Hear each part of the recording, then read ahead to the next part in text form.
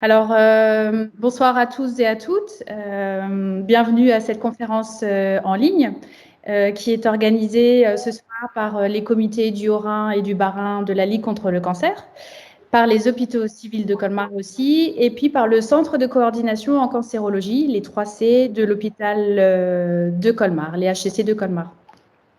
Alors, cette conférence en ligne vous est proposée dans le cadre de la campagne d'Octobre Rose. Je pense que vous en avez tous entendu parler, en tout cas en ce moment. C'est en tout cas le mois de la sensibilisation au dépistage des cancers féminins et plus particulièrement des cancers du sein. Voilà, c'est pour cette raison aussi que nous vous proposons cette thématique ce soir. Donc, vous êtes nombreux à vous être inscrits. Vous êtes plus de 200 personnes à être inscrites. Et vraiment, un grand merci, sincèrement, de l'intérêt que vous portez à ce thème de cancer du sein et sexualité. Donc, moi, je suis Mélanie Munch, chargée de communication à la Ligue contre le cancer du Haut-Rhin. Et j'ai juste la mission ce soir de vous donner quelques informations d'introduction et puis de relayer aussi vos questions par la suite aux intervenantes.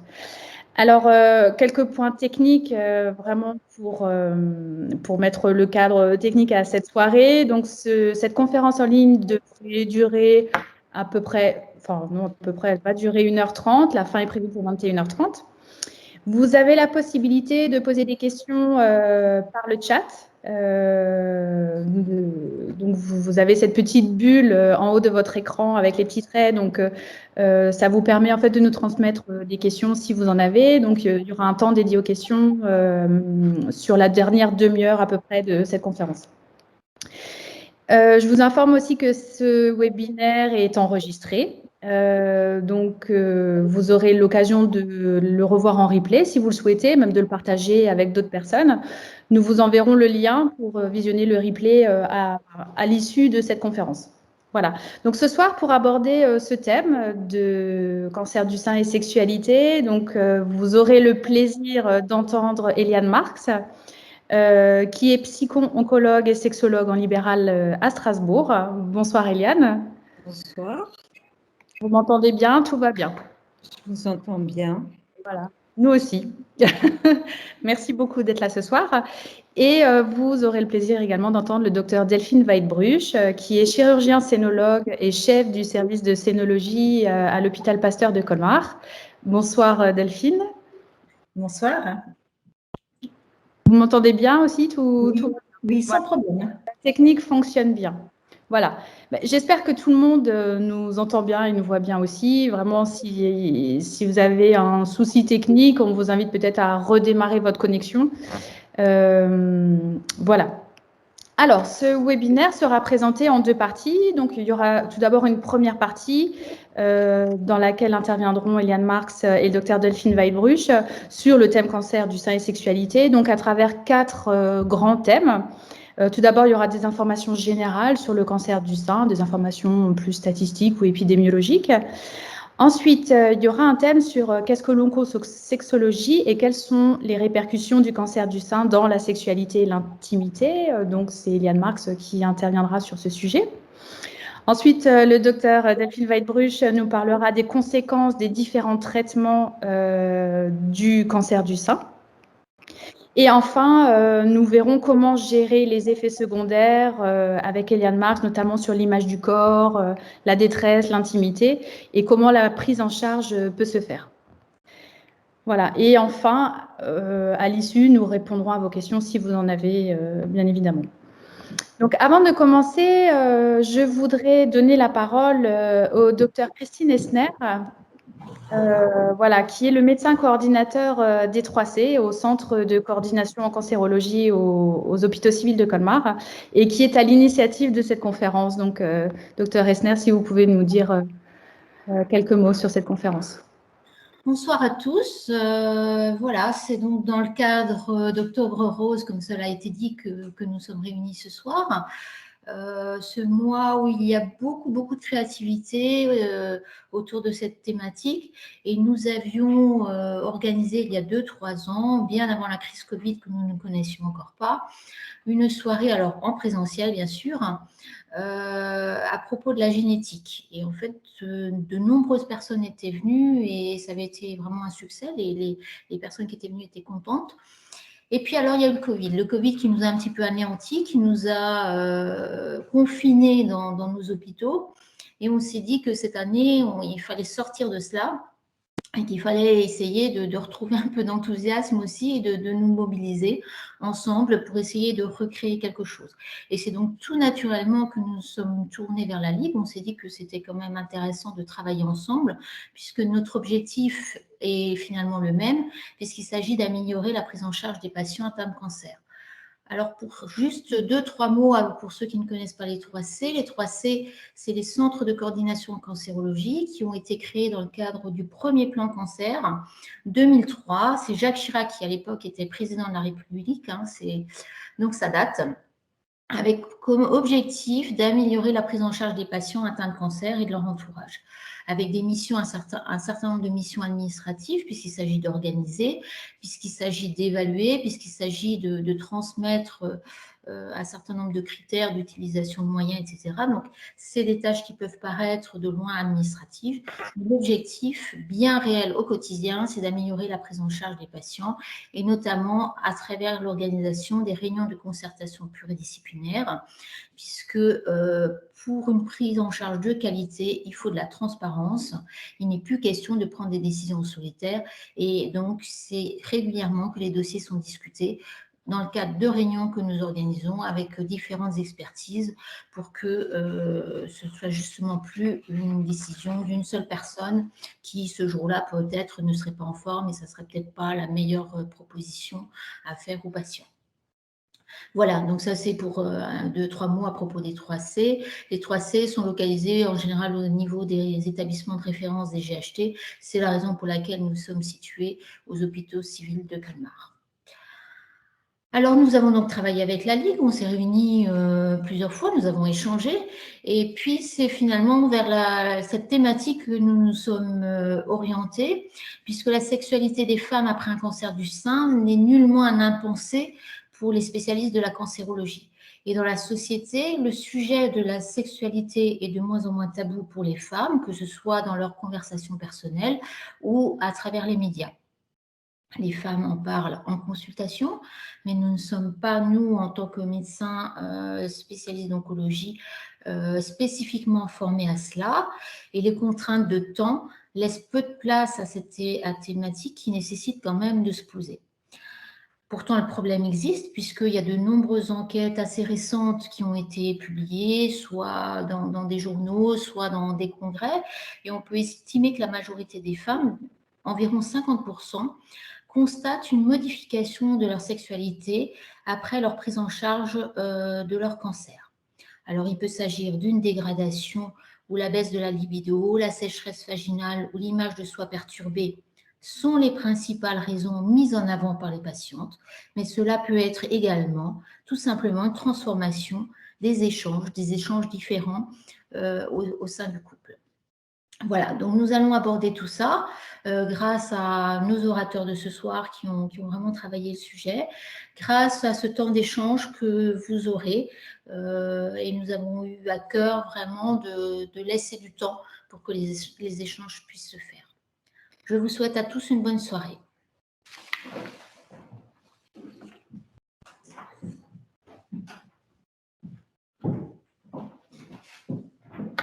Merci, Dr Esner. Merci pour cette intervention.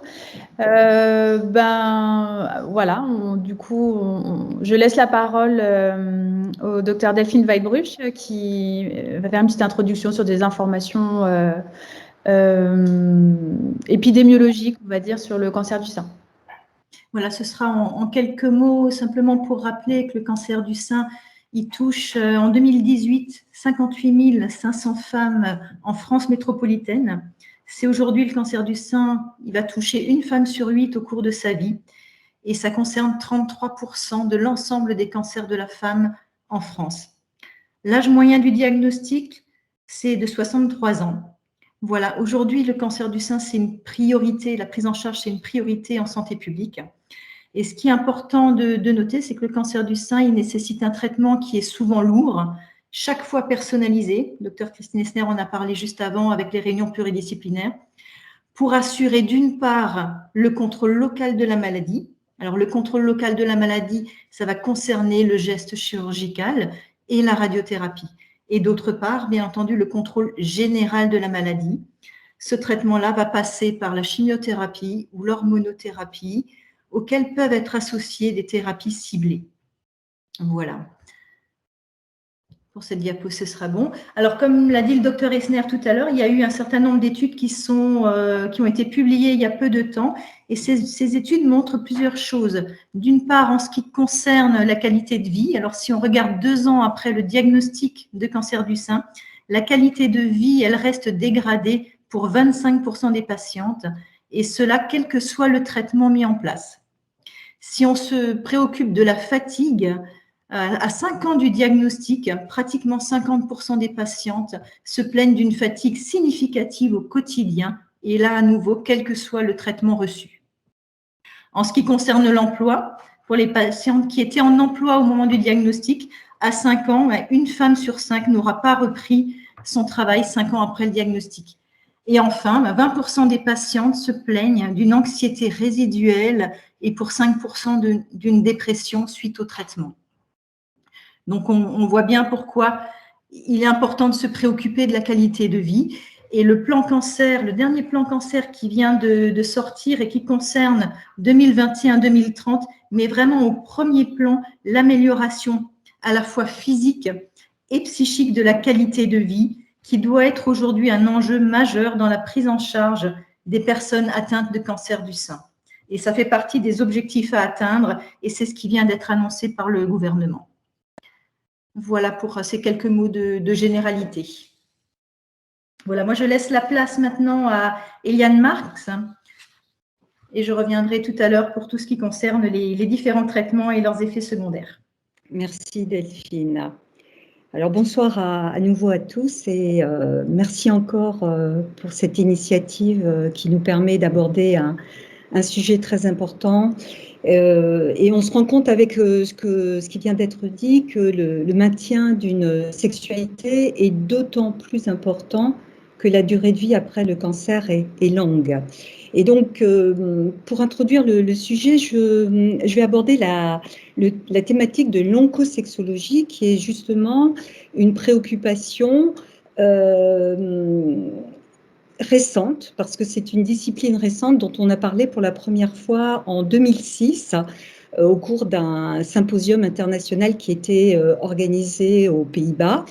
Et en fait, la préoccupation était de se dire qu'aucune population, aucune localisation tumorale et aucun stade tumoral de la maladie ne sont exclus du champ de l'oncosexologie. Donc l'oncosexologie est une préoccupation des répercussions de l'annonce des traitements sur la sexualité des patients traités pour un cancer. Mais cette discipline se préoccupe bien évidemment également des répercussions de l'annonce et des traitements sur les proches. Il s'agit de répondre aux répercussions sexuelles du diagnostic et des traitements du cancer. Alors, quels sont les objectifs de l'oncosexologie? D'une part, il s'agit d'aborder les conséquences pour les patients et pour leurs partenaires, lorsqu'il y a des partenaires, des dysfonctions sexuelles liées au cancer et à ses traitements. Je précise que pour consulter et pour aborder les problèmes qui sont liés aux difficultés sexuelles, il n'est pas une nécessité de vivre en couple. La sexualité, ça concerne tout le monde à partir du moment où il y a des difficultés qui peuvent s'exprimer et donc les consultations sont ouvertes à toutes ces personnes et à leurs proches lorsque c'est nécessaire pour le couple. Il s'agit aussi d'aborder des points de repère et d'apporter ces points de repère aux équipes pluridisciplinaires pour évaluer ces dysfonctionnements et aussi, évidemment, de fournir des éléments de réponse, que ce soit des conseils, des traitements, une orientation vers d'autres spécialistes lorsque c'est nécessaire. Et c'est là que la question de la pluridisciplinarité du travail en équipe est extrêmement importante, de façon à pouvoir passer le relais entre les différents professionnels pour le bien-être et la qualité de vie des patients. Alors, les répercussions du cancer du sein. Alors, il y a plusieurs points importants. d'abord un impact sur les relations psychosociales, avec des perturbations liées à la communication dès l'annonce du diagnostic du cancer. Cela peut aboutir à une majoration pour la personne qui est traitée pour un cancer de sa capacité à être intégrée dans son univers social. Il peut y avoir des troubles de l'identité et de l'estime de soi, des troubles anxieux et dépressifs, et aussi, bien évidemment, la conséquence, l'aboutissement de ces difficultés seront des perturbations de la vie intime et sexuelle. Alors, quelles sont ces dysfonctions sexuelles féminines qui sont abordées au cours des consultations d'oncosexologie? D'une part, le vaginisme et la dyspareunie, qui sont des troubles et des douleurs à la pénétration. Il peut y avoir des troubles de l'excitation, du plaisir et de l'orgasme. Et enfin, des troubles du désir sexuel ou un manque d'intérêt sexuel. Quelles sont les caractéristiques des dysfonctions sexuelles féminines? Alors, elles interviennent quel que soit l'âge, la fréquence en est très variable. Il peut y avoir un délai entre l'apparition d'une dysfonction sexuelle après la pathologie cancéreuse. Voilà pourquoi il est extrêmement important de pouvoir évaluer ces difficultés à partir du moment où la personne entre dans son parcours de soins, durant le parcours de soins et après la fin des traitements. Donc, importance d'évaluer régulièrement ce qu'il en est de ces difficultés et de leur devenir. Il est important ici d'évaluer la durée du symptôme sexuel avant la première consultation. Est-ce que ces troubles préexistaient avant l'annonce du cancer? À partir de quel moment ils ont pu être repérés par la personne qui est en difficulté? Et puis, ce qu'on sait aussi, c'est qu'il peut y avoir des formes de passage d'une dysfonction sexuelle à une autre. L'étape diagnostique est essentielle parce qu'elle va permettre de prendre en charge la difficulté sexuelle liée au cancer.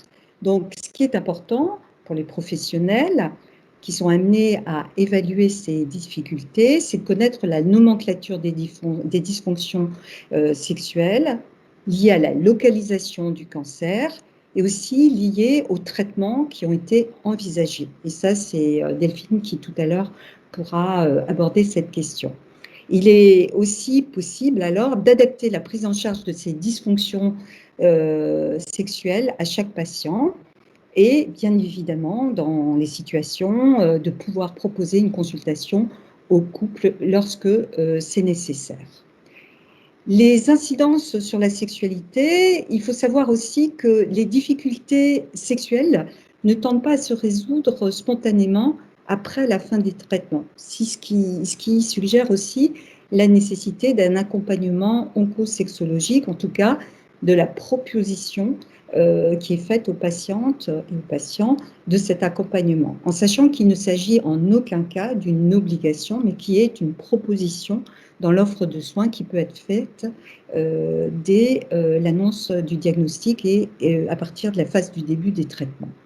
On sait qu'il existe des variations de troubles d'une personne à l'autre, que ces troubles ne sont pas ressentis de la même façon d'une personne à l'autre, que ces troubles peuvent être soit temporaires, soit définitifs.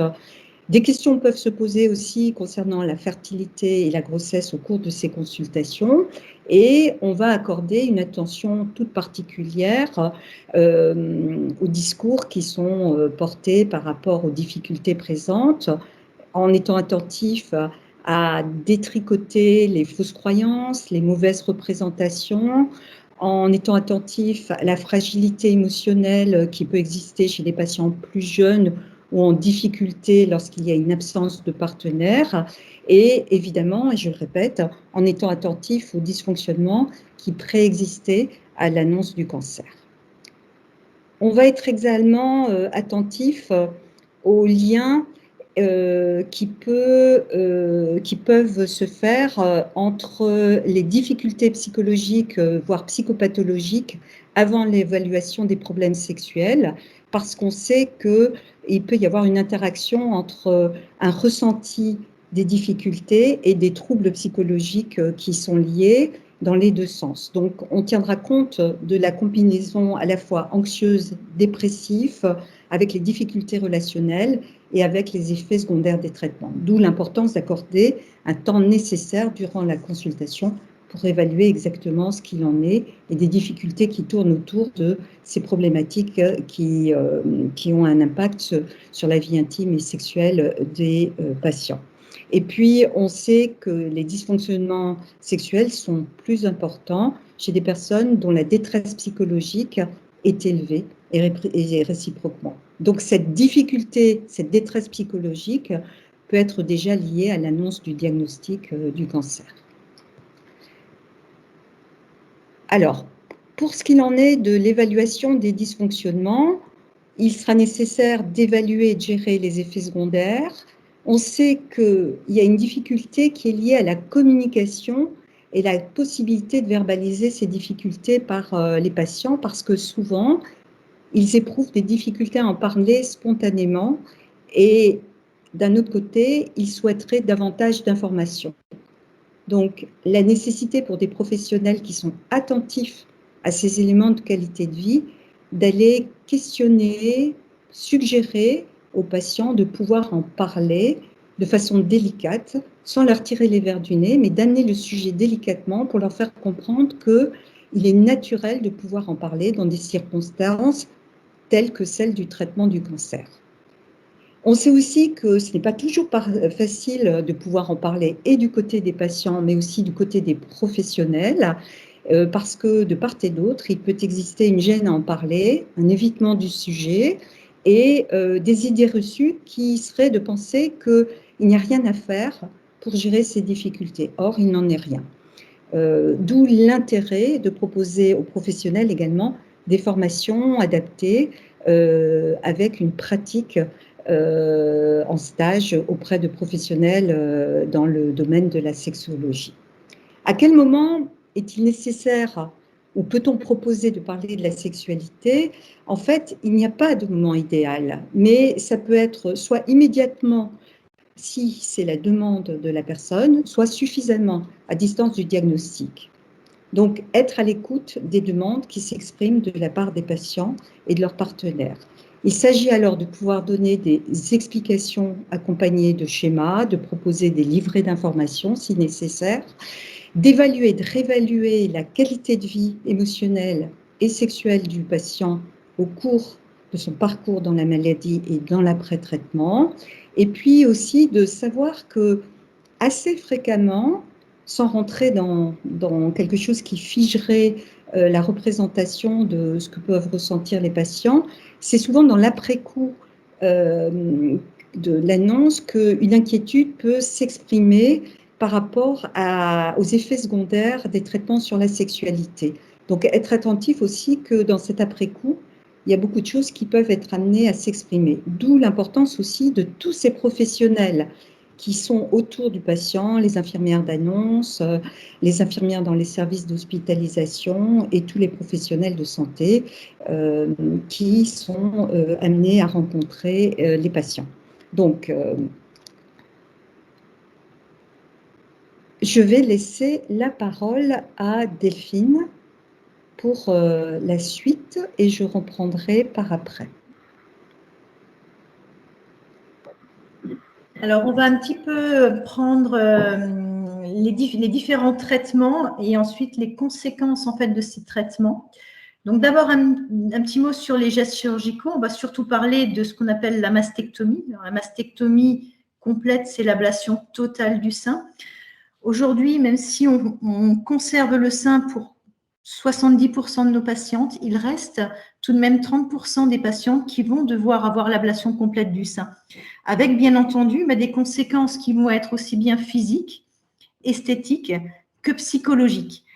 Ce qui est important aussi de relever, c'est que parmi les patientes qui vont avoir l'ablation du sein, seuls 50% de ces patientes demanderont ou accepteront une reconstruction mammaire, qu'elle soit faite en immédiat ou à distance de la maladie, ce qu'on appelle une reconstruction secondaire. Alors, bien entendu, les conséquences physiques d'abord de l'ablation du sein, mais qu'est-ce qu'elles vont être? ça va être des douleurs physiques ou une sensibilité accrue qui peut être persistante dans le temps. Il peut y avoir bien entendu un déséquilibre avec des douleurs musculaires, un retentissement sur les muscles du dos, sur le cou, sur les épaules. Ça, c'est pour les conséquences physiques. Ensuite, bien entendu, au niveau esthétique, et là, on en reparlera tout à l'heure, Eliane parlera vraiment de la modification de l'image corporelle. Bien entendu, au niveau esthétique, l'asymétrie mammaire, elle va briser les règles de la beauté. Il va y avoir bien entendu des difficultés pour s'habiller, pour trouver des sous-vêtements adaptés. Et de là découlent toutes les conséquences psychologiques avec la difficulté de regarder sa cicatrice, de se regarder dans le miroir, la difficulté d'accepter l'image, d'affronter le regard de son partenaire ou de sa partenaire et aussi le regard bien entendu des autres, la difficulté de montrer sa poitrine nue, de toucher sa cicatrice. Donc, tous ces éléments-là font que l'ablation du sein va entraîner une modification de l'image corporelle. De là, il y a des questions bien entendu qui découlent, et ça, Eliane en parlera tout à l'heure. Qu'est-ce que ça signifie de vivre avec un corps différent? Ensuite, comment les femmes vont faire face aux idées de normalité et de beauté qui soulignent le rôle du sein essentiel comme symbole de la féminité. Donc, tout ça, on en reparlera tout à l'heure dans les modifications de l'image corporelle. Ensuite, un mot sur le curage axillaire, donc la prise en charge au niveau des ganglions sous le bras. Alors, le curage axillaire, il consiste à quoi? C'est enlever l'ensemble de la chaîne des ganglions qui sont situés sous l'aisselle et qui drainent la région du sein. Alors, le curage axillaire aujourd'hui, il n'est plus systématique, au contraire, il est souvent remplacé par la détection de ce qu'on appelle les ganglions sentinelles, donc la première ligne de défense sous le bras. Voilà, alors pourquoi on prélève des ganglions? Parce que cette information, pour nous soignants, elle est essentielle, puisqu'elle permettra d'adapter les traitements complémentaires en fonction de chaque situation, donc à nouveau pour des traitements personnalisés. Bien entendu, le curage axillaire, il va avoir des conséquences. Les conséquences, qu'est-ce qu'elles sont? C'est des troubles de la circulation lymphatique qui vont s'installer, qui peuvent s'installer avec gonflement, ce qu'on appelle un œdème du bras. Alors, l'œdème du bras, il arrive pour une patiente sur 10 qui a eu un curage axillaire. C'est-à-dire que 9 femmes sur 10 n'auront pas d'œdème du bras. Mais pour la personne qui a cet œdème du bras, c'est quelque chose qui reste à vie. Alors, d'autres éléments peuvent être, bien entendu, mis en évidence. C'est des douleurs, de la raideur, une diminution d'amplitude des mouvements, une fatigabilité du bras, voire des fourmillements ou des troubles de la sensibilité. Et tous ces éléments-là vont avoir une répercussion, bien entendu, sur la vie quotidienne, donc sur la qualité de vie. Ensuite, la radiothérapie. À nouveau, un petit mot rapide sur la radiothérapie. Alors, elle fait partie de la prise en charge de la grande majorité des cancers du sein et elle est toujours mise en place à partir du moment où on conserve le sein. Quand on conserve le sein, il y a toujours de la radiothérapie. Pourquoi? Elle va diminuer, cette radiothérapie, elle diminue de façon importante le risque de récidive locale. Je vous ai dit tout à l'heure, les traitements locaux, c'est la chirurgie, c'est la radiothérapie. Alors, pourquoi la radiothérapie va entraîner des effets secondaires? Lorsqu'on irradie une tumeur du sein, les tissus avoisinants peuvent eux aussi être touchés par la radiothérapie. Et en irradiant certains tissus, il va y avoir bien entendu des risques d'endommager des cellules saines qui sont situées à proximité immédiate de la zone traitée. Alors, au niveau de ces effets secondaires, on sépare les effets secondaires immédiats qui arrivent en cours de radiothérapie ou à la fin de la radiothérapie et les effets secondaires qui sont tardifs, donc qui peuvent arriver à distance de la radiothérapie. Alors, au niveau des effets secondaires immédiats, ils apparaissent en général à partir de la 2e ou de la 3e semaine du traitement. C'est tout d'abord une rougeur de la peau, bien entendu une irritation de la peau, ce qu'on appelle un érythème de la peau. Il peut y avoir des démangeaisons, des douleurs et un œdème du sein qui apparaît. Et à côté de ça, dans les effets secondaires immédiats, de la fatigue qui est quand même mis en évidence par la grande majorité des patientes. Ensuite, en ce qui concerne les effets secondaires tardifs, donc ils arrivent parfois plusieurs mois après la fin du traitement, ils peuvent persister une année après le traitement. Ça va être quoi? Ça va être une modification du volume du sein traité, ça peut être une augmentation du volume en raison d'un œdème ou une diminution du volume. Il peut y avoir une rétraction également du sein traité, une induration de ce sein, c'est qu'on a ce qu'on appelle de la fibrose. Il y a souvent une sensibilité persistante. Je crois que c'est pour quasiment toutes les patientes. Le sein traité va rester sensible. Alors, ça diminue avec les années, mais il peut rester une sensibilité au long cours. Et il peut y avoir également une gêne fonctionnelle au niveau de l'épaule. Voilà pour la radiothérapie. Ensuite, on va passer un petit peu sur les traitements généraux. Donc, il y aura la chimiothérapie.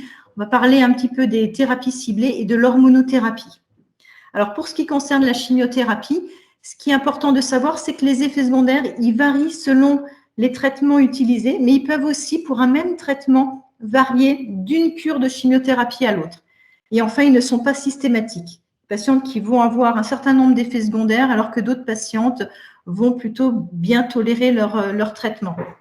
Alors, je vous ai listé un petit peu les différents effets secondaires. Bien entendu, c'est les troubles digestifs. Ça va être les nausées, voire des vomissements, des diarrhées, une chute des cheveux, une chute des sourcils.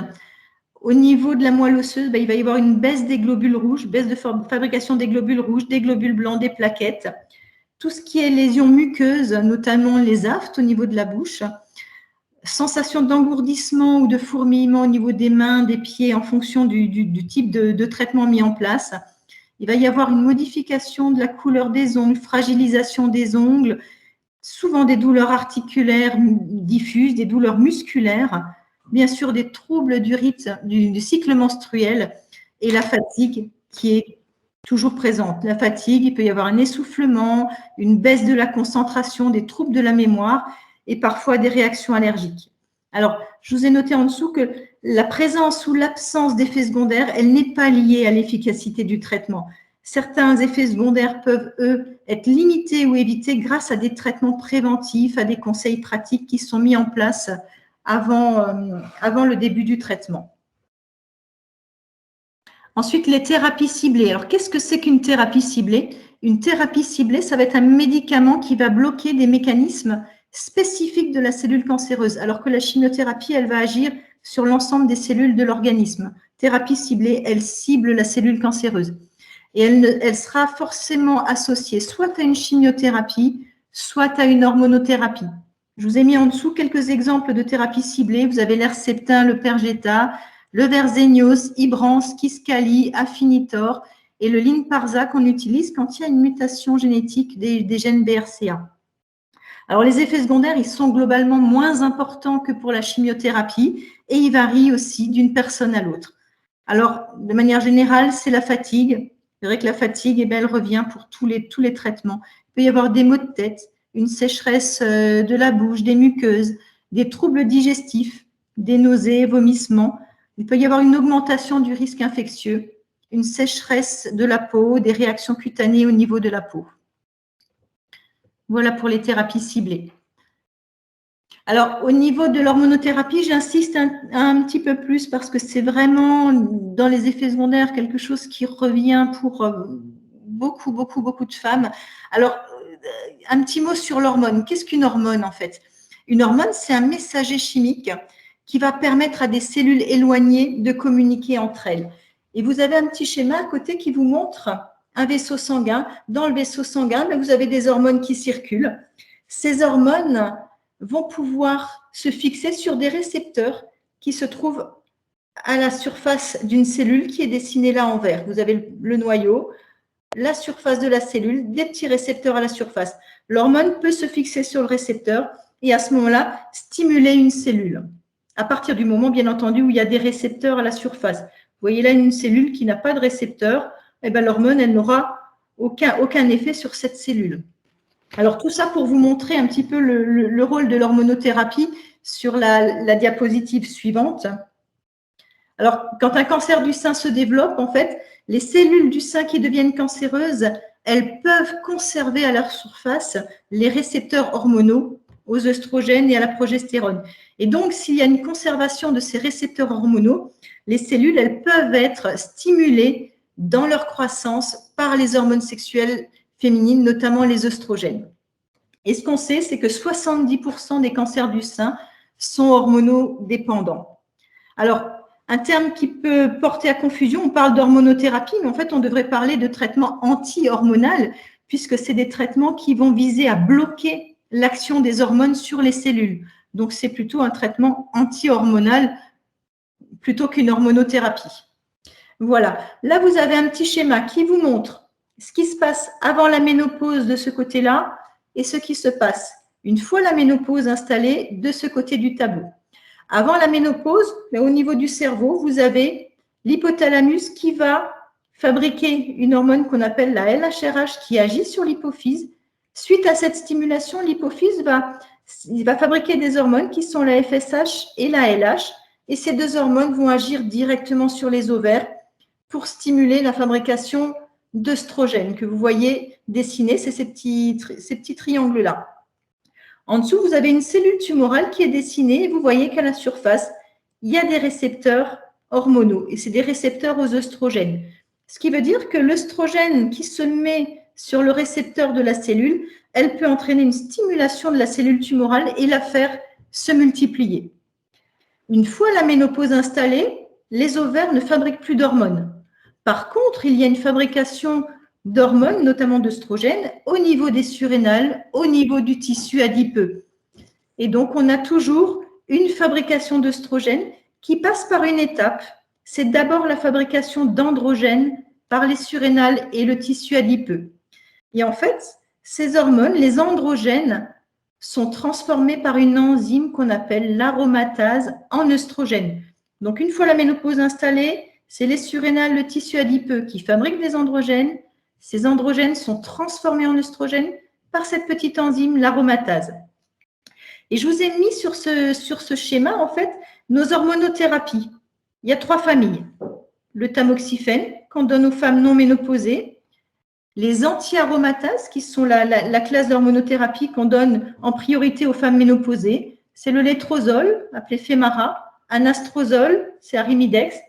Et la 3e, c'est l'exemestane ou aromazine. Ça, c'est pour les femmes ménopausées. Ensuite, il y a une 3e famille qu'on appelle les agonistes de la LHRH. C'est le Zoladex, le décapeptyle, l'énantone. Et vous allez voir que chacune de ces 3 familles agit à un endroit bien précis. Le tamoxifène, pour les femmes non ménopausées, qu'est-ce que c'est le tamoxifène? C'est un traitement qui ressemble, comme à l'heure, aux œstrogènes. Donc, le corps ne fait pas la différence entre le tamoxifène et les œstrogènes. Sauf que le tamoxifène, en compétition, il gagne par rapport à l'œstrogène. Ce qui fait que le tamoxifène, il va se fixer sur les récepteurs hormonaux de la cellule tumorale et lui, il va entraîner la mort cellulaire. Et comme il agit plus vite que les œstrogènes, finalement, les œstrogènes ne vont pas pouvoir se fixer sur les récepteurs. Le tamoxifène va saturer tous les récepteurs et le but, c'est d'entraîner la mort des cellules cancéreuses. Donc, le tamoxifène pour les femmes non ménopausées. On peut, en plus du tamoxifène, dans certaines situations, bloquer la fabrication des œstrogènes au niveau de l'ovaire. C'est ces agonistes de la LHRH. Et à ce moment-là, c'est une ménopause artificielle qui est créée et on associe à ce traitement soit le tamoxifène, soit les anti-aromatases. Chez la femme ménopausée, je vous ai dit que la fabrication d'œstrogènes, elle passe par les androgènes qui sont fabriqués par le tissu graisseux et les surrénales.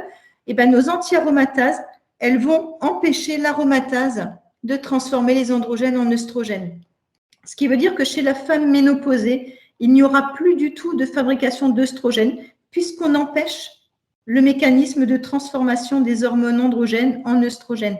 Et donc, chez les femmes ménopausées, il y a une carence complète en œstrogènes puisqu'il n'y a plus d'œstrogènes circulant dans l'organisme, d'où un certain nombre d'effets secondaires.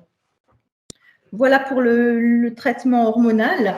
Alors, les effets secondaires des hormonothérapies, alors bien entendu, ça varie selon les traitements et puis surtout, d'une personne à l'autre, on n'aura pas les mêmes effets secondaires.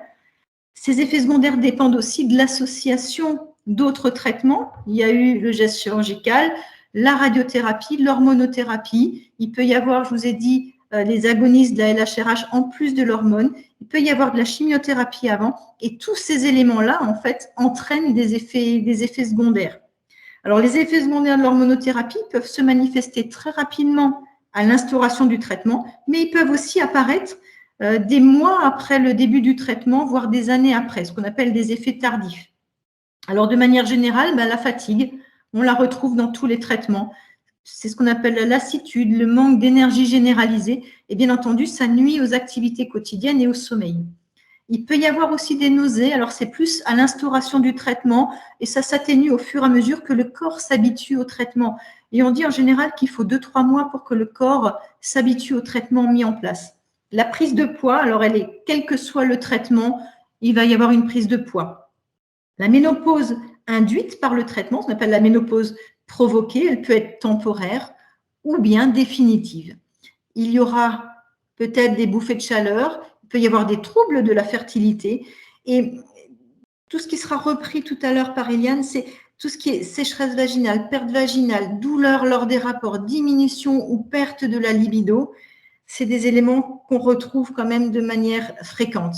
Douleur musculaire ou articulaire, il peut y avoir des caillots sanguins qui se forment en fonction de certains traitements et puis le risque d'ostéoporose.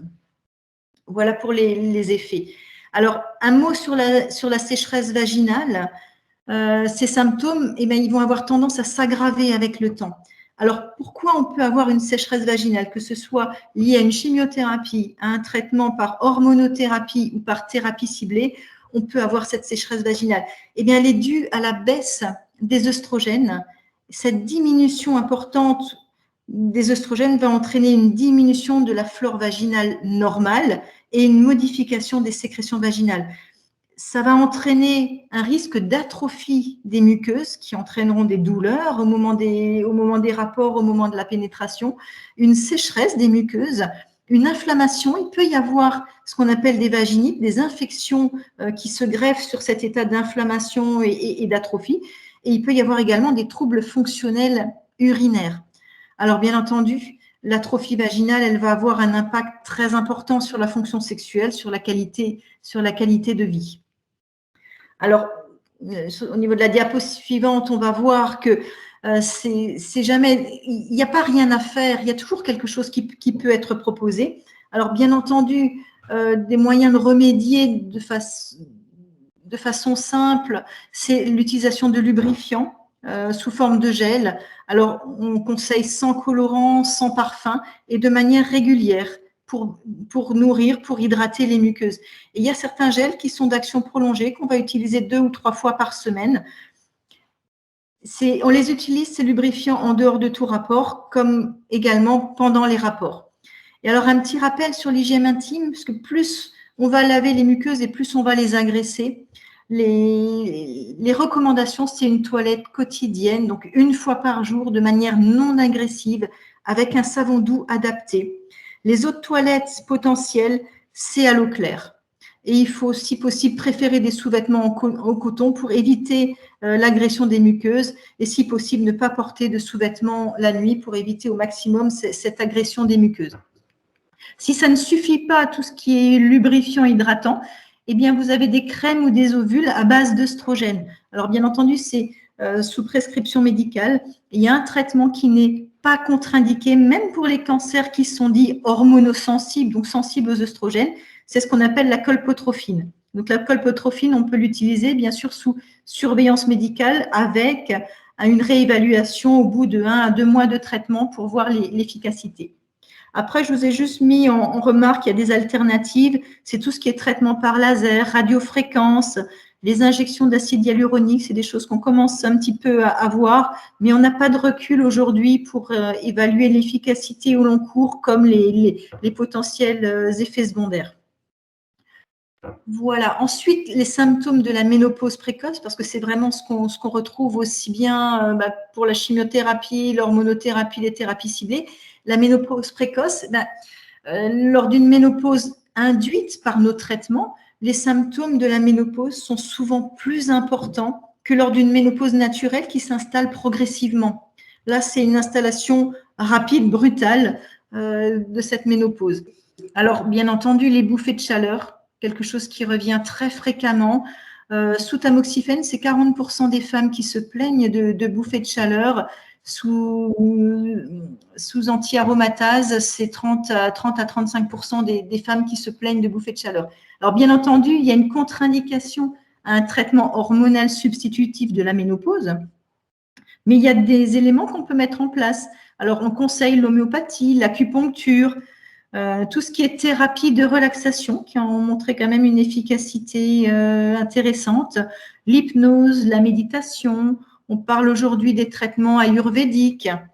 Et un élément important, là où on insiste toujours en consultation, c'est l'activité physique adaptée. On ne va pas dire que le sport, l'activité physique règle tous les problèmes, mais elle peut quand même aider et elle a vraiment sa place dans tous nos traitements des effets secondaires.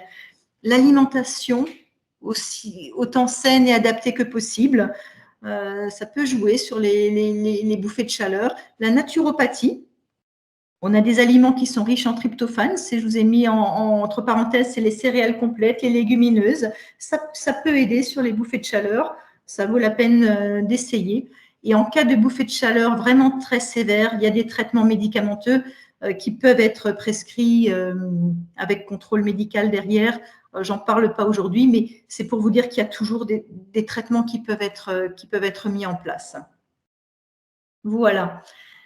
Bien entendu, nos traitements, ils sont souvent responsables d'une prise de poids. Alors, il a été démontré, et ça je voulais un petit peu insister là-dessus, que le surpoids ou l'obésité après la ménopause, c'est un facteur de risque direct de cancer du sein. Et pour les femmes qui ont été traitées, le surpoids après la ménopause, c'est un facteur de risque de récidive ou de second cancer. Et on sait que plus de 50% des femmes traitées pour un cancer du sein souffrent d'une prise de poids, que ce soit une prise de poids qui était déjà là avant les traitements ou qui apparaissent lors ou après la prise en charge du cancer du sein. Alors, bien entendu, la prise en charge diététique adaptée est importante, de même que l'activité physique. C'est vraiment les deux ensemble, régulières, qui sont importantes et qui vont permettre de lutter contre cette prise de poids. Donc, je vous ai mis quelques petits réflexes à adopter. Si on peut, c'est prévoir ses menus à l'avance, éviter les plats industriels, les produits qui sont ultra transformés, faire si possible des repas équilibrés et suffisamment complets pour qu'il n'y ait pas de fringales entre les repas, et commencer ou alors conserver une activité physique régulière. Et là, on insiste vraiment là-dessus dans nos consultations de surveillance. Il y a un certain nombre de programmes d'activité physique qui sont adaptés. Il y a des prescriptions d'activités sportives sur ordonnance, tout ce qui est prescrit Move. Et il ne faut pas hésiter en fait à se faire aider en cas de prise de poids ou en cas de peur de prendre du poids. Il ne faut pas hésiter à demander de l'aide, que ce soit des nutritionnistes. Il y a un certain nombre de programmes qui peuvent être proposés. Voilà pour ce qui concerne la prise de poids. Alors, les douleurs articulaires, ça, c'est aussi quelque chose qui est très fréquent, à nouveau, que ce soit pendant la chimiothérapie, pendant l'hormonothérapie, à distance, des traitements aussi. Alors, je vous ai mis un petit peu quels symptômes. Alors, ça peut aller de douleurs articulaires à type de déverrouillage matinal. Au moment de se lever le matin, les articulations sont raides. Il va y avoir un moment pour déverrouiller toutes ces articulations. Ou alors, ça peut être une aggravation de douleurs qu'il y avait déjà avant l'instauration des traitements, notamment de l'arthrose, et ces douleurs vont s'aggraver. Il peut y avoir des tendinites, parfois ce qu'on appelle des doigts à ressaut, donc des doigts qui se bloquent. Alors, les symptômes, ils sont souvent sous-estimés par les soignants. Ils peuvent être transitoires ou au contraire, ça peut être quelque chose de chronique. Et bien entendu, ils peuvent altérer la qualité de vie de façon plus ou moins importante et cela de façon durable. Alors, les douleurs articulaires, elles nécessitent une prise en charge multidisciplinaire et un accompagnement tout au long du parcours. Et les symptômes, je vous ai dit, surviennent soit en cours de traitement par les hormonothérapies, que ce soit le tamoxifène, les anti-aromatases, les chimiothérapies bien entendu, mais également avec les thérapies ciblées ou même avec les traitements par biphosphonate. En traitement de l'ostéoporose, on peut avoir ces douleurs articulaires. Voilà. Alors, pour la suite, je vais laisser la place à Eliane Marx. Merci. Alors, pour faire suite à ce qui a été dit, et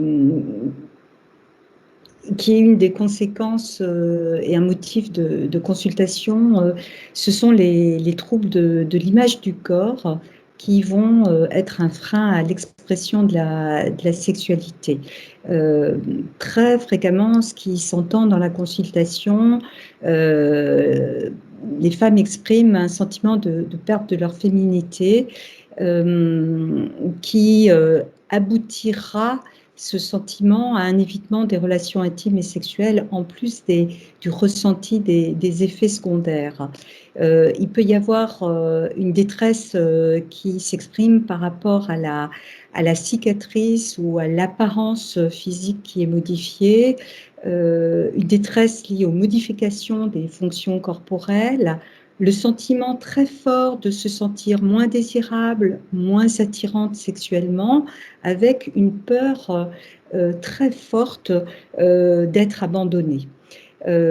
S'exprime aussi une difficulté à se sentir bien dans sa peau, dans ses vêtements, avec un aboutissement d'un retrait par rapport au groupe social et donc un évitement des activités et des loisirs, et une détresse liée à la perte de l'accomplissement personnel. Donc des conséquences qui sont très difficiles à gérer, avec un manque de confiance lié à cette modification de l'image du corps. Et pour certaines, c'est la reconstruction qui va participer à une amélioration. J'ai certaines femmes qui abordent la question de la mastectomie comme si elles étaient défigurées. On voit à quel point il y a une importance de se retrouver et de retrouver des repères. Alors, les études ont montré qu'il y a une perception négative des modifications de l'image du corps chez la plupart des femmes qui ont été traitées pour un cancer du sein. Et il existe 15 à 25% de perturbations de l'image du corps après une tumérectomie, une mastectomie et même parfois malgré une reconstruction. Donc, la mauvaise image du corps est significativement associée à un ajustement à la difficulté et à une qualité de vie moindre. Donc, d'où l'importance de pouvoir entendre et gérer ces difficultés. Une étude a montré aussi que 60% des femmes qui ont été traitées pour un cancer du sein et qui sont guéries ne veulent pas se montrer nues. D'où l'importance aussi de pouvoir leur permettre de retrouver confiance en elles, et le travail en équipe avec les diététiciennes, avec les kinésithérapeutes, avec les socio-esthéticiennes s'avère être extrêmement important et efficace.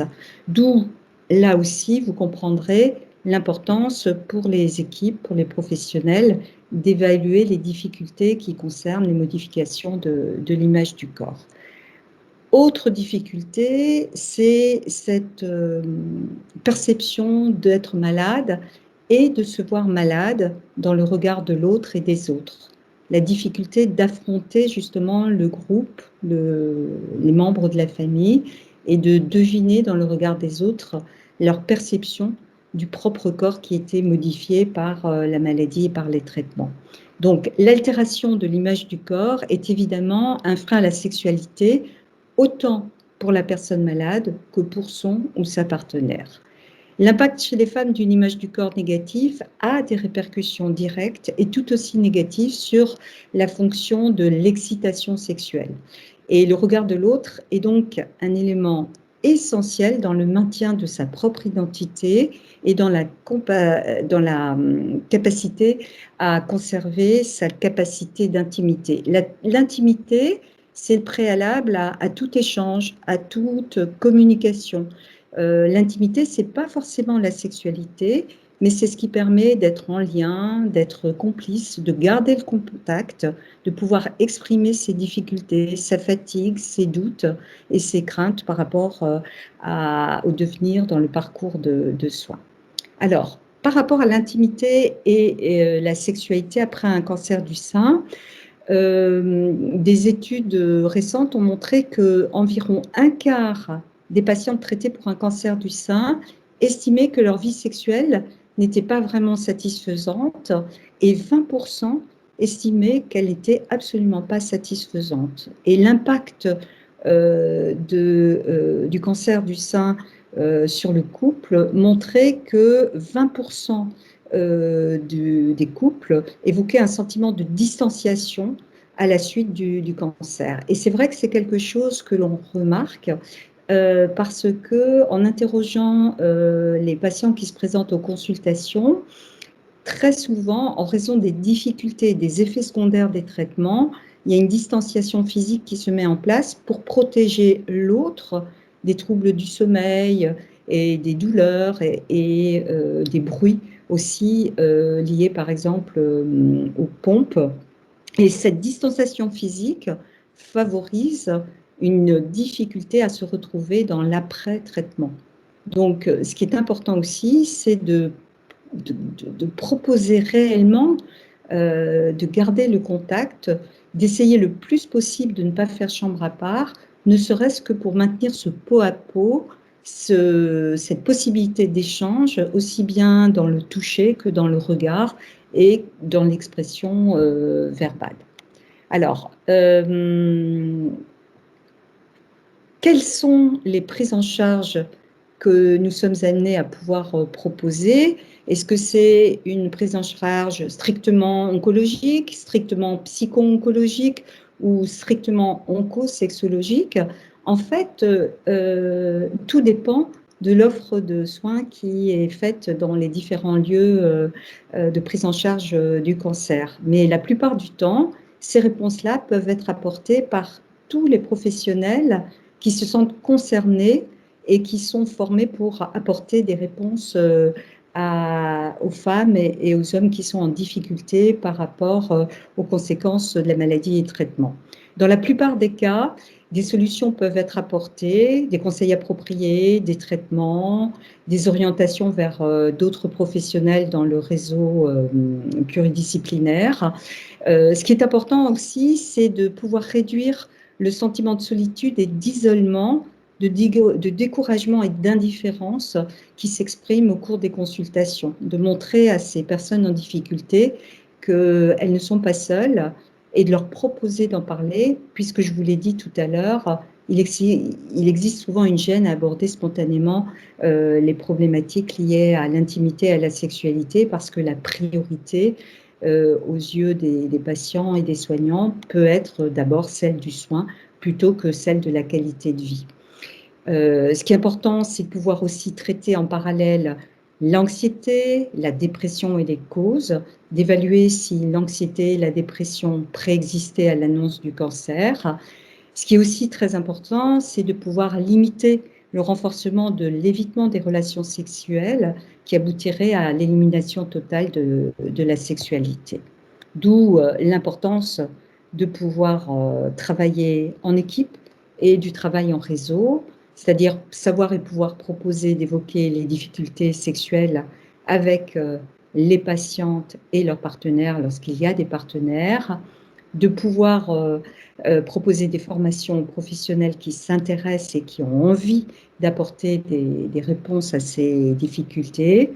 L'idée, c'est aussi de pouvoir travailler dans la mixité, de proposer des supports écrits, de pouvoir proposer aussi des liens vers des sites Internet qui sont sûrs dans les informations qui sont diffusées, de proposer aussi des espaces d'information en milieu hospitalier, de proposer aussi des groupes d'éducation thérapeutique qui s'intéressent aussi bien aux questions de la sexualité, de l'hormonothérapie, de l'activité physique et adaptée, et qui permettent justement à ces femmes qui se rendent dans ces groupes d'éducation thérapeutique d'avoir des échanges qui permettent aussi d'éviter ce sentiment d'isolement et de solitude par rapport aux difficultés ressenties. Et puis aussi les séries qui sont dans les espaces d'information en milieu hospitalier. Donc, on vous donnera aussi peut-être des références bibliographiques sur le site. Et je laisse place maintenant aux questions, à moins que Delphine, tu aies envie de rajouter quelque chose. Alors, je crois que c'était, en tout cas, c'était très, très intéressant et très complet tout ce que tu as dit, Eliane. Après, je pense qu'effectivement, ce qui est important, c'est pour un couple, quand l'un est atteint d'un cancer, c'est que l'ensemble du couple, effectivement, intègre les modifications qui sont physiques et psychologiques et que chacun puisse finalement regagner une assurance, notamment par rapport au pouvoir de séduction. C'est un élément important. Et ce qu'il faut, en fait, c'est que les partenaires puissent toujours se parler, s'écouter l'un l'autre et qu'il puisse y avoir une compréhension de la part de celui qui n'est pas traité.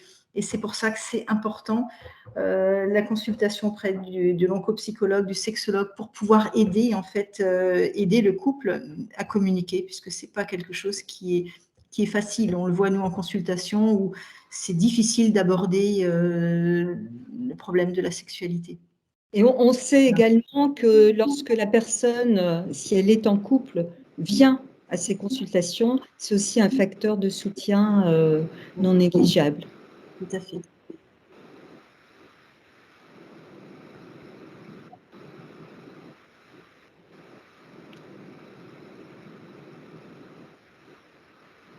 On ne vous entend pas. Effectivement, merci. Pardon. Je crois qu'on arrive au terme de cette présentation. Un grand merci. Du coup, on a quelques questions à traiter, voilà, qui sont arrivées aussi avant la conférence. On avait donné la possibilité aux personnes de poser des questions au moment de l'inscription. Voilà, donc il y a des questions pour Delphine sur les traitements, il y a des questions aussi pour Eliane sur l'image de soi. Pour commencer par les traitements et notamment l'hormonothérapie, puisque c'est sur ce sujet qu'il y a eu le plus de questions. Pour commencer, sur les effets secondaires de l'hormonothérapie, il y a une question, au bout de combien de temps peuvent-ils disparaître? Est-ce qu'il y a un facteur temps qui peut être pris en compte voilà, jusqu'à la fin des effets secondaires? Et une personne avait notamment dit déjà 12 ans, libido toujours à 0 et des douleurs. Donc, ça montre aussi que voilà, ça fait 12 ans qu'il y a eu un cancer et encore aujourd'hui, on ressent des effets secondaires. Donc, qu'est-ce qu'on peut dire sur l'hormonothérapie et la durée, on va dire, des effets secondaires possibles? Alors, il y a une étude qui avait été très, très bien faite sur les douleurs articulaires liées aux hormonothérapies. En fait, et on sait que pour 50% des patientes qui ont des douleurs articulaires vraiment liées à l'hormonothérapie, donc qui n'avaient pas de douleurs articulaires avant l'instauration de l'hormonothérapie, en général, au bout de 6 mois, les douleurs articulaires disparaissent. Et pour 70% des patientes, au bout de 18 mois, les douleurs ont disparu. Mais ça, c'est à condition qu'il n'y avait pas de douleur avant. Les personnes qui avaient déjà de l'arthrose, la polyarthrose avant, et les traitements ont été aggravés par l'hormonothérapie, à l'arrêt de l'hormonothérapie, ces douleurs-là ne vont pas forcément diminuer comme on l'espérait. Par rapport à tout ce qui est prise de poids, souvent les patients nous disent bon, bah, le poids que j'ai pris, bah, une fois que je vais arrêter mon traitement hormonal, je vais perdre ce poids. Par rapport à la prise de poids, c'est vraiment, il faut avoir une démarche dès le début du traitement en disant attention, je vais faire attention à mon alimentation, je vais faire du sport, parce que le problème de la prise de poids, ça va être 1 kg plus 1 kg plus 1 kg, et au bout de 5 ans ou de 7 ans d'hormonothérapie, la personne a 10 ou 15 kg de plus. C'est pas si simple de perdre le poids parce qu'il y a la ménopause installée qui peut être pour beaucoup définitive, et la perte de poids n'est pas si évidente. Les bouffées de chaleur, de la même manière, c'est des traitements hormonaux qui durent 5 ans, voire 7 ans, voire 10 ans. Il y a beaucoup de choses qui changent, une ménopause qui s'installe. Du coup, les bouffées de chaleur liées à l'installation d'une ménopause, comme on a dit, ça s'est installé de manière brutale. Les bouffées de chaleur vont s'atténuer avec le temps. Est-ce qu'elles disparaîtront complètement? C'est très dépendant d'une personne à l'autre. De la même manière, tout ce qui est sécheresse vaginale, quand il y a une atrophie qui s'est installée, une atrophie vaginale installée, c'est difficile de revenir en arrière. Donc, ce qu'il faut, c'est dès le début, quand il y a des symptômes, c'est réfléchir, consulter son gynécologue, vérifier qu'il n'y ait pas une infection vaginale qui aggrave les choses et voir qu'est-ce qu'on peut faire dès le début pour améliorer l'hydratation des muqueuses, la lubrification des muqueuses. Comme pour la peau, on hydrate sa peau, et bien, il faut hydrater les muqueuses, il faut vraiment le faire de manière régulière pour éviter qu'une atrophie s'installe. Ce n'est pas une fois qu'elle est là qu'on arrivera à bien améliorer les choses. Donc, c'est vraiment essayer d'être le plus dans la prévention, de gérer les effets secondaires au début et pas attendre qu'ils soient insupportables pour réfléchir à ce qui peut être fait. Voilà, je ne sais pas, Eliane, si tu veux rajouter quelque chose par rapport à ça. Par rapport à ça, non. Mais ce que je voulais dire aussi, c'est que la sexualité, c'est pas que la pénétration, c'est pas que l'acte de pénétration, c'est mille et une choses. Et dans les consultations, en fonction des difficultés qui s'expriment et de la capacité aussi qu'ont les personnes à s'ouvrir à leur imagination, à réinventer quelque chose, on va mettre l'accent sur tout leur potentiel existant auquel ils n'avaient peut-être jamais pensé et leur permettre de repenser une autre façon d'exprimer leur désir, leur plaisir avec l'autre ou avec eux-mêmes. Merci. J'ai encore une question sur l'hormonothérapie. Une personne a demandé, arrive-t-il qu'on donne du tamoxifène à des personnes ménopausées? Et comment savoir si le traitement au létrozole, par exemple, est efficace? Alors, pour l'hormonothérapie, le tamoxifène, oui, il arrive qu'on le donne aux femmes ménopausées. Ça dépend vraiment de l'histoire de chaque femme, des problèmes de santé antérieurs aussi à la maladie qui vont faire réfléchir un petit peu à quelle hormonothérapie mettre en place. Les anti-aromatases, il y a un risque d'ostéoporose avec le temps. Donc, une femme qui a déjà une ostéoporose importante avant l'instauration du traitement, on va réfléchir, est-ce qu'on peut donner un autre traitement? Ou en cas d'intolérance à un traitement, il y a toujours la possibilité de changer notre ligne d'hormonothérapie. Après, pour ce qui est de l'efficacité des traitements, en fait, ce qu'on veut avec nos traitements, que ce soit la chimiothérapie ou l'hormonothérapie, c'est éviter qu'un jour la maladie puisse revenir. Donc, c'est vraiment réagir très tôt dès le début du traitement. Et c'est pour ça que dès l'annonce de la maladie, on explique aux patientes les traitements qui vont avoir lieu. Souvent, on leur dit, voilà, il va y avoir une chimiothérapie, puis un geste chirurgical, puis une radiothérapie, puis une hormonothérapie ou d'autres séquences. Le but de ces traitements, c'est d'empêcher qu'un jour le cancer puisse revenir. Alors pour la surveillance, bien entendu, il y a une surveillance clinique qui se fait tous les 6 mois, voire dans certains cas tous les 4 mois les 2 premières années. Il y aura des contrôles par mammographie, échographie mammaire tous les ans. Après, de manière générale, selon les référentiels, il n'y a pas de place pour d'autres examens complémentaires. C'est vraiment l'examen clinique, c'est la mammographie annuelle et c'est surtout d'être dans la prévention, de mettre en place les traitements qui seront les mieux à même d'éviter autant que possible que la maladie puisse revenir.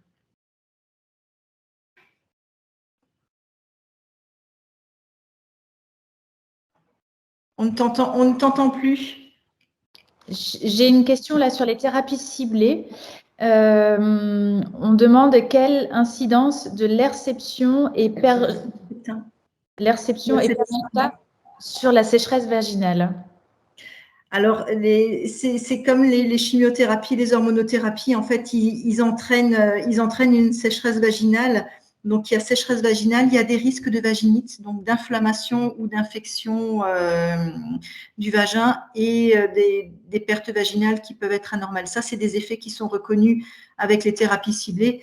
Je ne pourrais pas dire quel est le pourcentage de patientes qui vont avoir ces problématiques-là, mais c'est toujours... Il y a la diminution des hormones, les modifications hormonales, entre autres, mais il y a souvent une sécheresse vaginale et des risques de vaginite. Je pense que ça répond à la question. Il y avait une question aussi sur les gels qui peuvent être proposés, les gels lubrifiants. Alors, c'est des traitements qui sont sans prescription, qu'on trouve en pharmacie. Mais vous avez, par exemple, le Saforel lubrifiant. Il y a tout ce qui est Mucogine, Monasense ou Cérélis.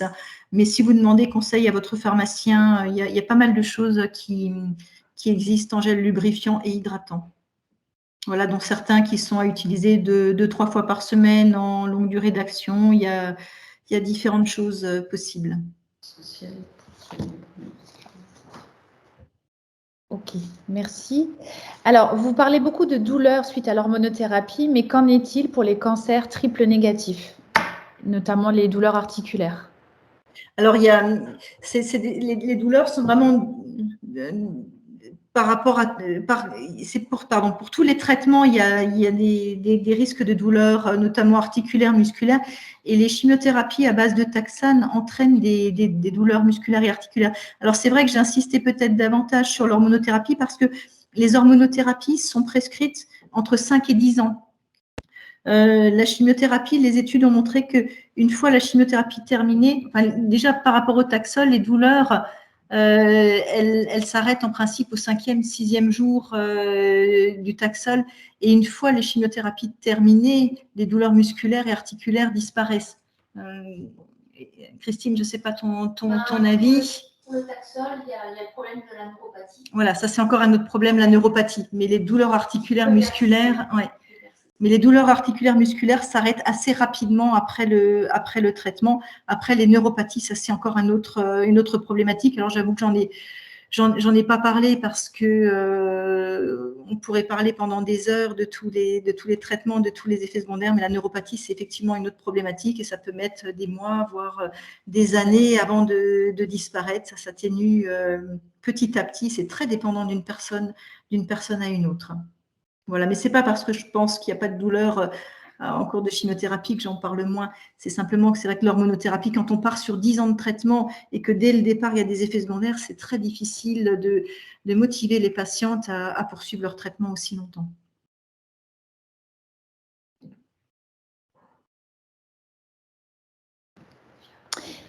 Merci.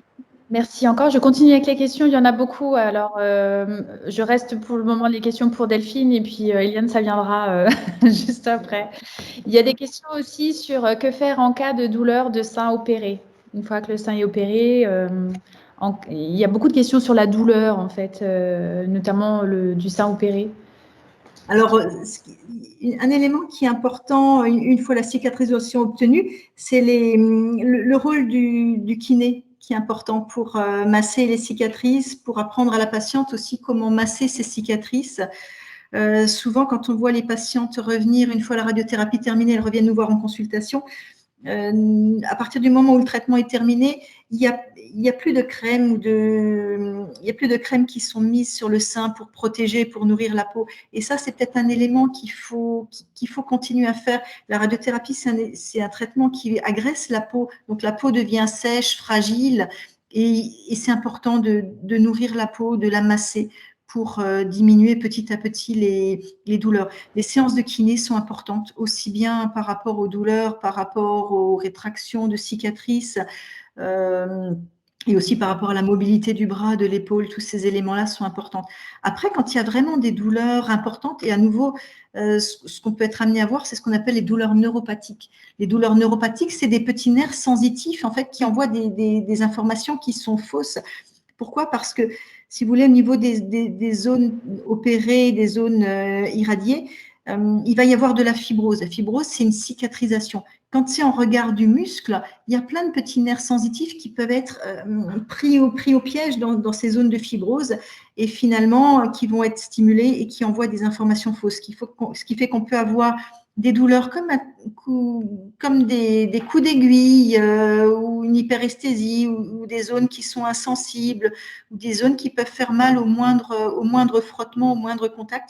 Ça, c'est ce qu'on appelle les douleurs neuropathiques ou l'impression d'être un petit peu vraiment enserré. C'est vraiment les douleurs neuropathiques. Et il y a des traitements qui peuvent être appliqués, notamment des compresses de Versatis. C'est un anesthésique local. Il y a parfois des places pour des traitements médicamenteux quand il y a vraiment des douleurs importantes. Mais ce qui est important aussi, c'est de se dire que ces effets-là, ils diminuent progressivement. Donc, c'est vrai que la première, la deuxième semaine après la prise en charge chirurgicale ou la radiothérapie, les douleurs peuvent être quand même assez importantes. Il faut nous appeler, il ne faut pas laisser en disant il n'y a rien à faire. Il y a toujours quelque chose à faire. Mais après, de masser les cicatrices, de nourrir la peau, d'appliquer ces compresses d'anesthésique locale, ça aide vraiment à améliorer les choses. Voilà, rien n'est jamais, c'est pas définitif. On peut toujours faire quelque chose. Merci beaucoup Delphine. Ensuite, il y a beaucoup de questions aussi pour Eliane. Donc, une personne nous écrit très déstabilisant quand le médecin n'a pas de réponse, quand on lui dit qu'on ne supporte même plus le simple toucher de son partenaire. Donc, on peut imaginer que le médecin consulté n'a pas forcément la réponse souhaitée apportée. Comment on peut remédier aussi à ça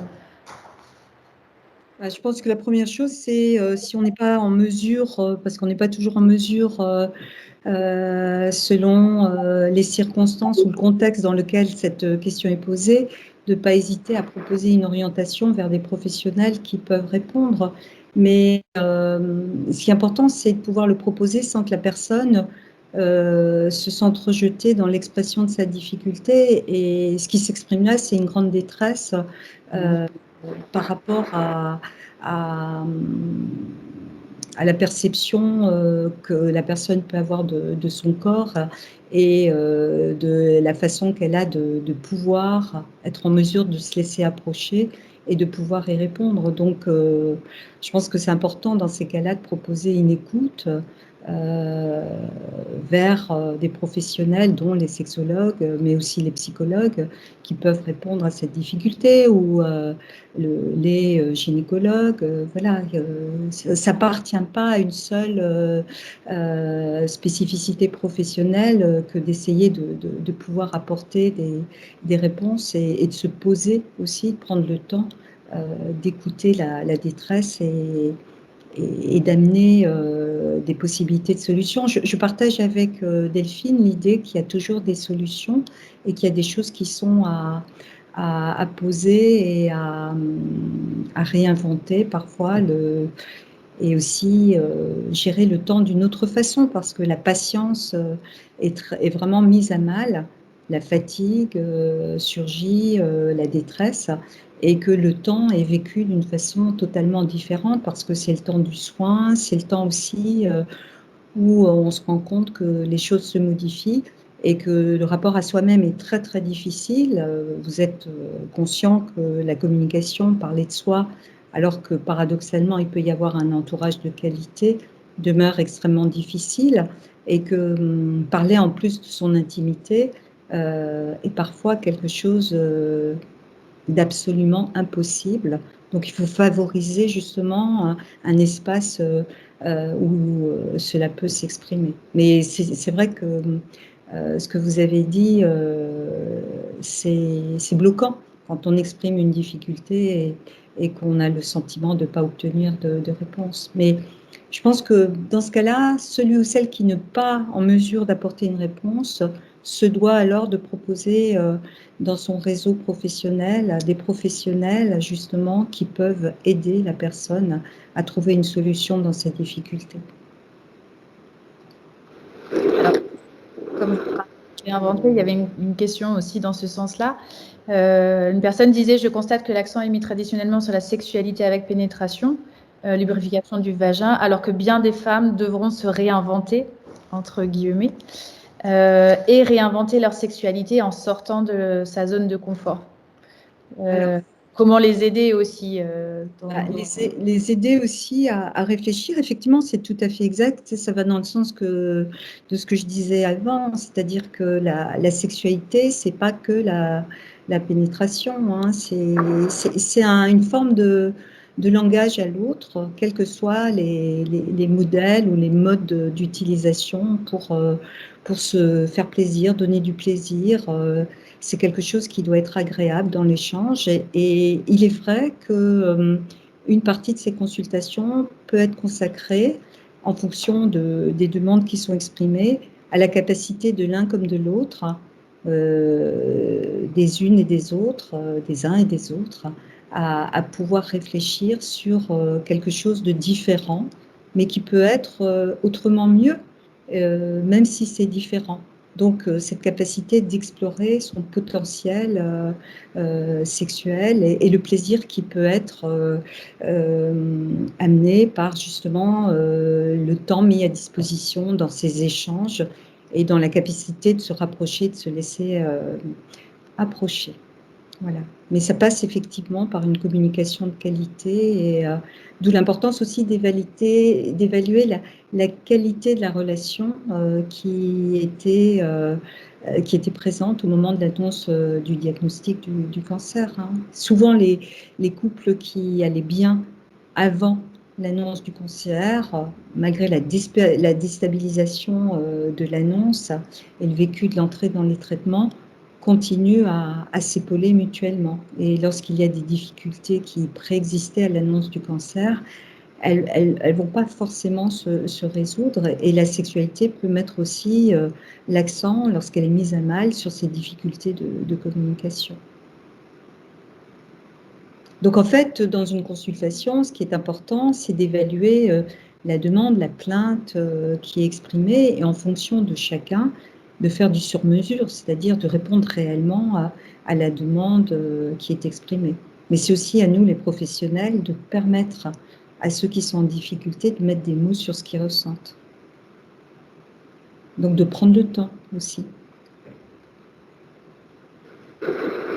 Merci beaucoup.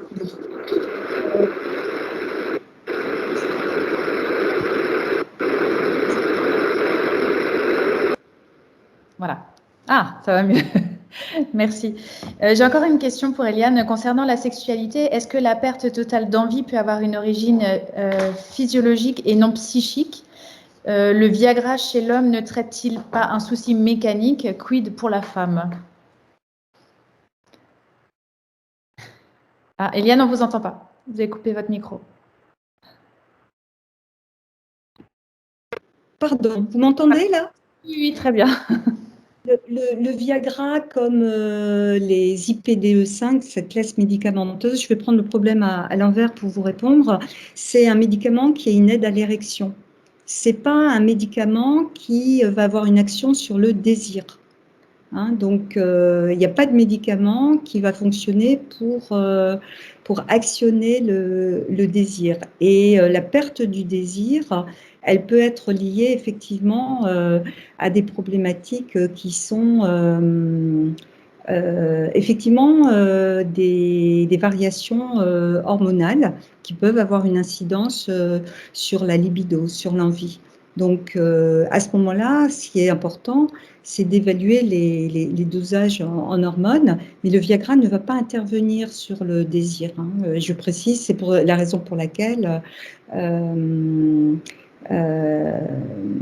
j'espère qu'il n'y a pas une confusion. Mais les conséquences de la perte du désir peuvent être effectivement, d'une part, liées à des difficultés psychologiques, au choc de l'annonce ou à d'autres problématiques qui surgissent en parallèle.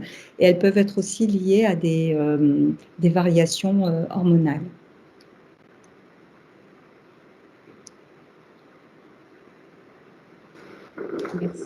Merci beaucoup. Alors, on approche des 21h30. Donc, malheureusement, avec les questions, on va s'arrêter ici. Il y en a eu beaucoup d'autres. Donc, on ne pourra pas répondre à toutes les questions ce soir. Peut-être si on peut prendre contact avec les personnes par mail, on leur répondra spécifiquement de manière personnalisée si vous en êtes d'accord. Peut-être pour conclure cette soirée, sauf si vous avez encore un mot à rajouter, il y a une personne qui posait la question ce soir dans le fil des questions, une personne qui est soignante à domicile et qui demandait vers qui les professionnels de santé, dont elle fait partie, peuvent orienter toutes ces femmes qui souffrent de ces troubles de cancer du sein et sexualité. Est-ce qu'ils peuvent les guider vers des médecins indépendants, vers des réseaux de prise en charge hospitalière, ou est-ce que vous pouvez donner des pistes ou des conseils à ce niveau-là? Ce qui est bien, c'est peut-être d'établir un annuaire des professionnels qui existent dans vos secteurs géographiques et qui ont les compétences nécessaires pour répondre à ces demandes. Hein. Dans chaque secteur, il y a des professionnels, que ce soit dans le Haut-Rhin, dans le Bas-Rhin et d'ailleurs dans toute la France. Hein. Il y a moyen de consulter des sites et je pourrais aussi vous donner des coordonnées. Il y a une association interuniversitaire de sexologie clinique qui propose sur son site des adresses de professionnels de la sexologie dans toute la France. Donc, il y a un annuaire qui existe aussi vers lesquels les patients et les professionnels peuvent se tourner. Voilà. Ok, on a juste pu entendre la fin, Eliane, c'est très bien. Je suis désolée, mais je crois que mon micro se met tout simplement en mode censure. Donc, je disais qu'il existait, pour ceux qui ne m'ont pas entendu, je ne sais pas à quel moment il y a eu cette coupure de son, il existe un annuaire de professionnels qu'on peut consulter sur le site de l'AIUS. Mais je vous donnerai aussi par le lien si vous le souhaitez. Hein. Voilà. Voilà, c'est un lien qu'on pourra mettre dans les informations qu'on va transmettre à tous les participants à l'issue de cette conférence. Avec oui, c'est l'AIUS. Je vois qu'Isabelle Wolf a marqué l'AIUS. C'est tout à fait ça. Voilà. Un grand merci. Alors, voilà, on arrive au terme de cette conférence en ligne qui a été très riche en interventions et en informations. Il y a eu beaucoup d'informations ce soir. Donc, on espère que ça vous aura apporté aussi les réponses aux questions que vous vous posez. Donc, à l'issue de cette conférence en ligne, nous vous enverrons le support qui vous a été projeté ce soir. Donc, vous aurez les informations et tous les contacts ici à l'écran. Et on vous enverra également le lien pour revoir ce replay et puis pour le partager aussi autour de vous, peut-être aux personnes qui n'ont pas pu être présentes ce soir. Donc, vous voyez là les différentes structures existantes vers qui vous pouvez vous tourner pour avoir des contacts ou des informations. Il y a tout d'abord les 3C, les centres de coordination en cancérologie qui existent dans les établissements hospitaliers. Donc ici, vous voyez les coordonnées de celui de Colmar. Il y a également les comités de la Ligue contre le cancer, du Haut-Rhin et du Bas-Rhin qui peuvent vous orienter aussi et vous apporter différents supports qui ont été évoqués ce soir. Je pense notamment à l'activité physique adaptée, à la sophrologie, au soutien psychologique. C'est aussi des soutiens qui peuvent être apportés par nos comités départementaux. Il y a aussi donc le cabinet d'Eliane Marx à Strasbourg qui a un site internet aussi où vous trouverez les coordonnées d'Eliane, l'adresse mail de Delphine Weidbruch pour des questions de scénologie et qui ont été abordées ce soir. Donc n'hésitez pas à lui adresser aussi vos questions. Et vous retrouverez toutes ces informations, bien sûr, sur notre site internet aussi de la Ligue contre le cancer du Haut-Rhin. Voilà. Donc, un grand merci à Eliane Marx et au docteur Delphine Weidbruch pour ces interventions. Sauf si vous avez un ultime mot à rajouter, puisqu'il est 29, on a 1 minute. En tout cas, c'était vraiment de grande qualité et puis un grand merci de votre disponibilité et aussi au docteur Christine Esner qui est intervenue en début de conférence sur le contexte. Voilà. Merci à vous aussi. Merci à tous de votre présence et puis à très bientôt pour une nouvelle conférence en ligne. Merci à tous. Au revoir, bonne soirée. Bonne soirée. Bonne soirée. Bonne soirée, au revoir.